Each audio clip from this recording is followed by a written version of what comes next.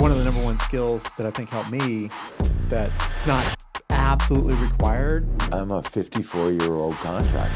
You're finger pecking. All you've ever done on a computer is email. There are certain things, technology-wise, in this business you got to know how to do. The unapologetic pursuit of excellence. So you think you could just wait until a deployment comes along to apply for this or that license?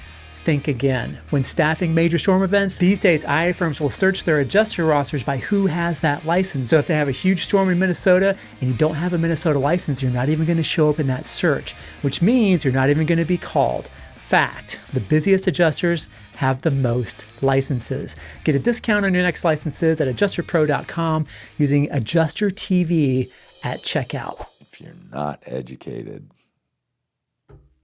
then you fail. You will fail. Yeah, it's a calculation. I get it. That's what they have. They got to do what they got to do. Otherwise, they have a risk of running afoul of the state, right? If they don't hit their the 24-hour contacts and inspections and weekly follow-ups until the claim is paid or whatever it is, right? And they've been doing that since I started in the late 90s.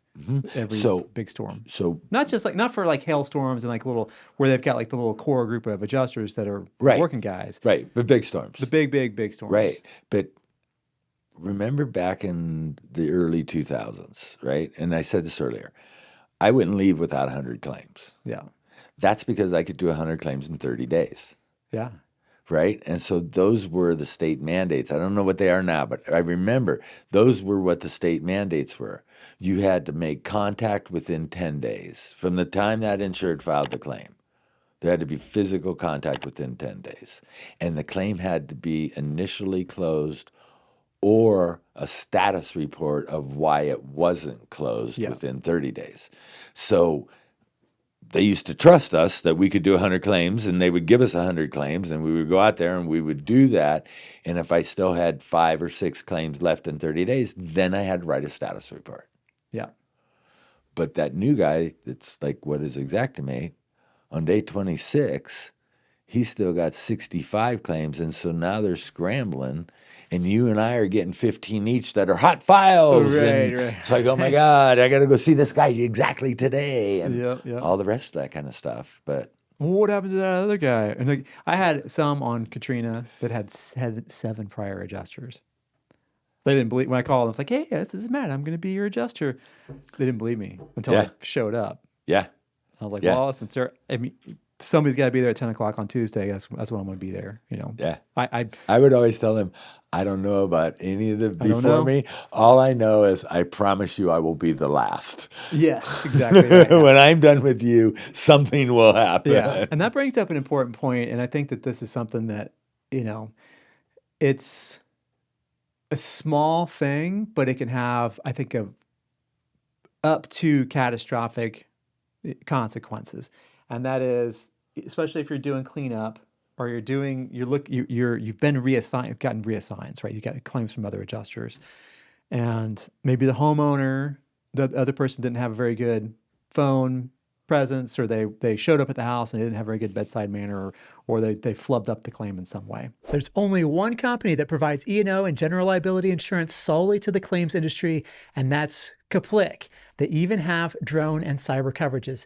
Download the free guide all about the different kinds of insurance that you, as the adjuster, should carry at cplic.net/adjustertv. If you throw that other adjuster under the bus, he's still a face of the claim. You both are, right? The insurance company, you're still representing both of you are.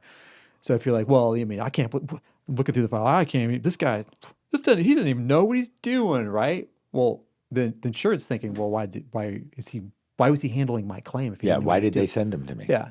So my go-to is just like you said, I honestly don't know. I know that there was a couple of people that I just kind of heard through the grapevine. I don't remember their names. I don't think this is the guy or not. Fell off the roof.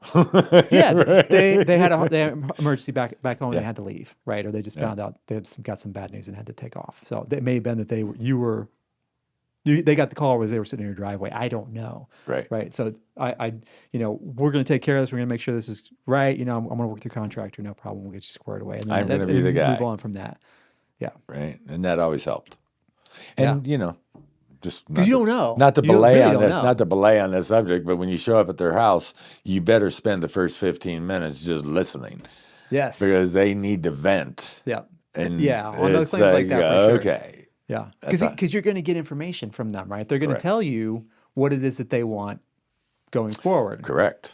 by what they said happened, right? Because you can get a feel for, how the claim was previously handled, what the things that are really important to them, right? This is a brand new roof. I just want to know if it's damaged or not. And the contractor and the previous adjuster were fighting about it. I just want to know if it's okay. If it's okay, great. If it's not, you guys are on the hook for it. Right. Whatever, right? And then, don't take anything personally that anybody says to you at all. File a review, the insurer, the contractor, your manager, because especially on a big hurricane, they're all going to lose their minds about something, right? Especially your manager. All 'cause going to lose their They're going mind. to be under a lot of pressure. You're going to wonder why this guy you like so much is just screaming at you on the phone call. Yep. You my should have gosh. done that. Why didn't you do this? And you're like, I did it all on everything but that one claim. Why? Yeah. But it's because this gets back to consistency. This is always my big deal, right? If 80% of the workforce sucks, Yeah. and you're in that 20%, you're going to get yelled at just like the rest of them. Yep. You got to, Yeah. right? And that's a huge, huge issue.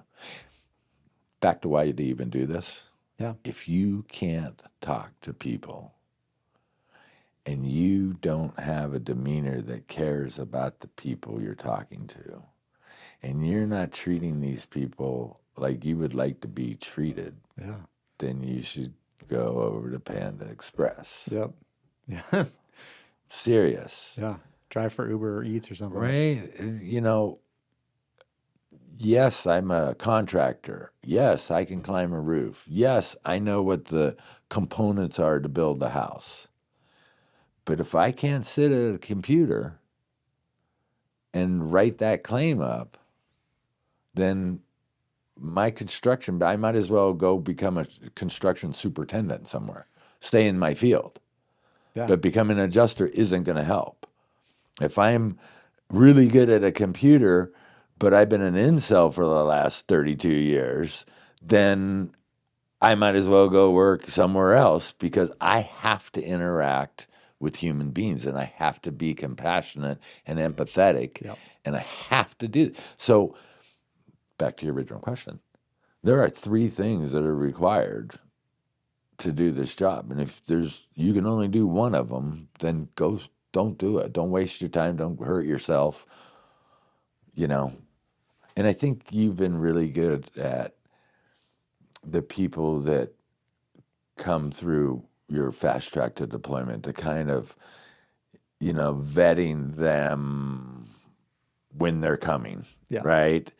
And, okay, this person needs to be good. Or I think I've even heard you say, okay, well, I think this might not be the job for you. I know we did that at Boss all the time. Yep. Right? And so you don't vet like we vetted. No. We were crazy vetting, but Okay. yeah, nobody vets like we did. You got to have a 1600 on your SAT in order to get it. Right. Exactly. And people would be like, well, I got $22,000. We're like, yeah, well, I don't want your money. Yep. We had so many people that were passionate about it or they had a family member, but I'm a 54-year-old contractor. You're not gonna make it, man, because you don't know how you're finger pecking. All you've ever done on a computer is email. Yeah. So If that. Right. So you're not gonna be able to use xactimate and figure that out. One of the office girls Right. does the emails. And certainly when Cheryl was vetting them in the beginning, she was listening to voices and how they were speaking to her. Man. Yeah. Oh, there's a lot of people. She just closed down on the first conversation. She was like, yeah, you're not going to make it. What do you mean I'm not going to make it? You're not going to make it. And because we're a private school, because we're regulated, right? Those are the things that we had to do to maintain our Yeah. You got to have some. who we were and what we did. Yep. Yeah. We don't, you didn't rubber stamp people, who just showed up with $20,000 Yeah. You can't just rubber stamp them. No. We don't rubber stamp people. They've got to be, if they Correct. don't pass, they don't pass.